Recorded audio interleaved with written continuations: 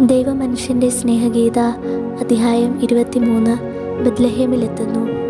ചാരനിറമുള്ള ഒരു കഴുതയുടെ പുറത്താണ് മേരി സഞ്ചരിക്കുന്നത്. വളരെ കട്ടിയുള്ള ഒരു പുറംകുപ്പായം കൊണ്ട് ആകെ മൂടി പുതച്ചിരിക്കുന്നു. കടിഞ്ഞാൻ പിടിച്ചുകൊണ്ട് ജോസഫ് നടക്കുന്നു. "നീ ക്ഷീണിച്ചുവോ?" ജോസഫ് ചോദിക്കുന്നു. മേരി പുഞ്ചിരിച്ചുകൊണ്ട് പറയുന്നു, "എനിക്കൊട്ടും ക്ഷീണമില്ല." പക്ഷേ ജോസഫ് നടന്ന് ക്ഷീണിച്ചു കാണും. "ഞാൻ തളർന്നിട്ടില്ല. ഒരു കഴുതയെ കൂടി കിട്ടാനുണ്ടായിരുന്നെങ്കിൽ നമുക്ക് കൂടുതൽ വേഗത്തിൽ അവിടെ എത്താമായിരുന്നു. വിഷമിക്കേണ്ട, ആ മലയുടെ അപ്പുറത്താണ് എഫ്രാത്ത." വഴിക്ക് ഒരിടയനെ കാണുന്നു. അയാളോട് ചോദിച്ച് കുറച്ച് പാല് വാങ്ങി മേരിക്ക് കൊടുക്കുന്നു. അയാൾ അവരോട് പറയുന്നു, "ഈ അവസ്ഥയിൽ നിങ്ങൾക്ക് സ്ഥലം കിട്ടാൻ വളരെ പ്രയാസമാണ്. ബത്ലഹേമിൽ വലിയ ആൾത്തിരക്കാണ്. സത്രത്തിലൊന്നും സ്ഥലം കിട്ടുന്നില്ലെങ്കിൽ സത്രത്തിൻ്റെ പുറകുവശത്തുകൂടി നാട്ടിൻ പുറത്തേക്ക് പോയാൽ മലമ്പ്രദേശത്ത് ഏതാനും തൊഴുത്തുകളുണ്ട്. കച്ചവടക്കാർ സ്ഥലം കിട്ടാതെ വരുമ്പോൾ അവരുടെ മൃഗങ്ങളെ കെട്ടുന്ന സ്ഥലമാണത്. പർവ്വത പ്രദേശമായതിനാൽ ഈർപ്പവും തണുപ്പുമുള്ളതുമായിരിക്കും. വാതിലൊന്നും കാണുകയില്ല, എന്നാലും ഒരഭയസ്ഥാനമാണ്. നിങ്ങളുടെ ഭാര്യയെ വഴിയിലിടാൻ പറ്റുകയില്ലല്ലോ." അയാൾക്ക് നന്ദി പറഞ്ഞ് അവർ യാത്ര തുടരുന്നു. അയാൾ പറഞ്ഞതുപോലെ തന്നെ ജോസഫ് ദിവസം മുഴുവനും അന്വേഷിക്കാവുന്നിടത്തോളം അന്വേഷിച്ചു. പലരോടും കേണപേക്ഷിച്ചു. ചില ആരോഗ്യമുള്ള പുരുഷന്മാരോട് യാചിച്ചു നോക്കി. പ്രസവ സമയം അടുത്തിരിക്കുന്ന ഒരു സ്ത്രീക്ക് വേണ്ടി ഒരിടം തരാമോ? എന്നാൽ നിന്ദാപൂർവമായ പെരുമാറ്റം മാത്രമാണ് അവർക്ക് ലഭിച്ചത്. മേരി ജോസഫിനെ സമാധാനപ്പെടുത്തിക്കൊണ്ട് പറയുന്നു, "നിർബന്ധിച്ച് ഒന്നും പറയണ്ട, നമുക്ക് പോകാം. ദൈവം ഒരു വഴി കാണിച്ചു തരും." അവർ സത്രത്തിൻ്റെ അരികിലൂടെ പിറകിലേക്കിറങ്ങി ഗ്രാമപ്രദേശത്തിലെത്തി. കാലിക്കൂടുകൾ അന്വേഷിക്കുന്നു. എല്ലാം ഓരോരുത്തർ സ്വന്തമാക്കി കഴിഞ്ഞു. "ഹേയ് ഗലീലിയക്കാര, അവിടെ അങ്ങേ അറ്റത്ത് ഒരു ഗുഹയുണ്ട്. ഇടിഞ്ഞു പൊളിഞ്ഞു കിടക്കുകയാണ്. ഒരു പക്ഷേ ആരും സ്വന്തമാക്കിയിട്ടുണ്ടാവില്ല." ഒരു വൃദ്ധൻ വിളിച്ചു പറയുന്നു. അവർ വേഗത്തിൽ ആ ഗുഹയെ ലക്ഷ്യമാക്കി നീങ്ങി.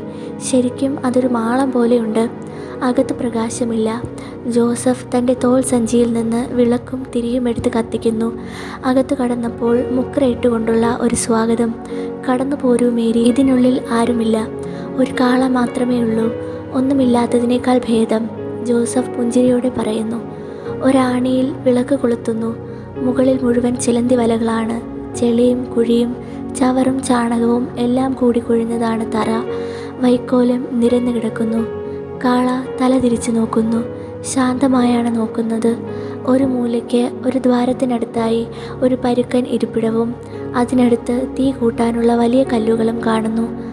ഒരു മൂലയ്ക്ക് കണ്ട ചുള്ളിക്കെട്ടെടുത്ത് നിലം തൂത്ത് വൃത്തിയാക്കിയ ശേഷം പുൽത്തൊട്ടിയിൽ നിന്ന് കുറച്ച് വൈക്കോലെടുത്ത് ജോസഫ് മേരിക്ക് കിടക്കയുണ്ടാക്കുന്നു.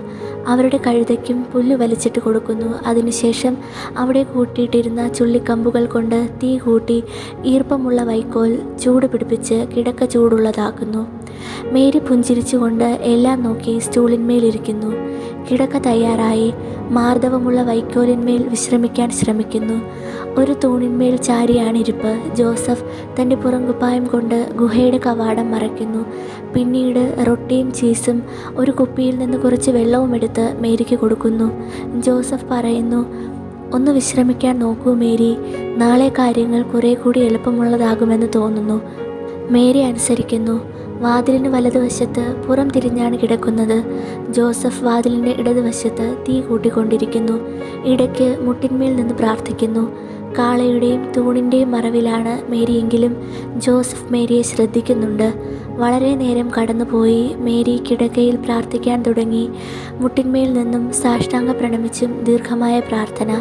സ്വർഗത്തിൽ നിന്ന് ഒരു വിളി ഉണ്ടായതുപോലെ മേരി തല ഉയർത്തുന്നു. എഴുന്നേറ്റ് മുട്ടിന്മേൽ നിൽക്കുന്നു.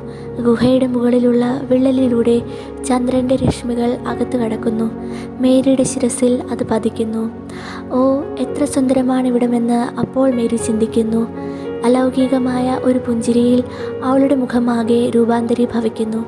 അവൾക്ക് ചുറ്റും പ്രകാശം കൂടിക്കൂടി വരുന്നു. അവളിൽ നിന്ന് തന്നെ ആ പ്രകാശം പ്രസരിക്കുന്നത് പോലെ തോന്നുന്നു. അവളുടെ കടും നീല ഉടുപ്പിൻ്റെ നിറം ഇളം നീലയായി കാണപ്പെടുന്നു. കൈകളും മുഖവും ഇന്ദ്രനീലക്കല്ലിൻ്റെ പ്രകാശം തട്ടിയാലെന്ന പോലെ നീലിമയുള്ളതായി തീർന്നു. ഈ നിറം ചുറ്റുമുള്ളവയിലേക്കും പരക്കുന്നു. സ്വർഗീയ പ്രകാശത്തിന് മുന്നോടിയായി ഒരു ഉദയം, ഒരു പ്രഭാത നക്ഷത്രം. പ്രകാശബിന്ദുക്കളുടെ ഒരു ധോരണി. തിരമാല പോലെ വലുതായി, ധൂമം പോലെ മേലോട്ടുയർന്ന്, നദി പോലെ പ്രവഹിച്ച്, അതിലോലമായ തുണി കാറ്റത്ത് പറക്കുന്നത് പോലെ പരക്കുന്നു. നിറയെ വിള്ളലുകളുള്ള ചിലന്തിവല നിറഞ്ഞിരിക്കുന്ന, കരി പിടിച്ച, അറപ്പ് തോന്നിക്കുന്ന മേൽക്കൂര ഇപ്പോൾ ഒരു രാജകൊട്ടാരം പോലെയുണ്ട്. ഉന്തി നിൽക്കുന്ന ഓരോ കല്ലും ഓരോ വെള്ളിക്കട്ട പോലെ, ഓരോ വിള്ളലും മേഘവർണ്ണത്തിലുള്ള മിന്നൽ പോലെ, ഓരോ ചിലന്തി വലയും വെള്ളിയും വജ്രവും കൊണ്ട് നെയ്തെടുത്ത മേൽക്കട്ടി പോലെ.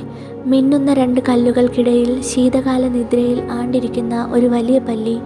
ഏതോ രാജ്ഞി മറന്നു വച്ചിട്ട് പോയ മരതക ആഭരണം പോലുണ്ട്. മുകളിലത്തെ പുൽത്തൊട്ടിയിലെ പുല്ല് വായുവിൽ മെല്ലെ ഇളകുന്ന വെള്ളി നൂലുകളാണ്. താഴത്തെ പുൽത്തൊട്ടിയിലെ കറുത്ത തടി മിന്നിത്തിളങ്ങുന്ന വെള്ളിക്കട്ടിയാണിപ്പോൾ. മുത്തു ചേർത്ത് ചിത്രപ്പണികൾ ചെയ്ത പട്ടുപോലെയാണ് ഭിത്തികൾ ഇപ്പോൾ. നിലത്തുള്ള മണ്ണ് പ്രകാശം കൊണ്ട് പളുങ്കുപോലെ ഇരിക്കുന്നു. പൊങ്ങി നിൽക്കുന്ന മണ്ണും ചെളിയും അലങ്കാരമായി വിതറിയിരിക്കുന്ന റോസാപ്പൂക്കൾ പോലെ കാണപ്പെടുന്നു. കുഴികളായിരിക്കുന്ന ഭാഗങ്ങൾ സുഗന്ധദ്രവ്യങ്ങളും പരിമള തൈലങ്ങളും വഹിക്കുന്ന വിലപിടിച്ച പാത്രങ്ങളാണെന്ന് തോന്നും.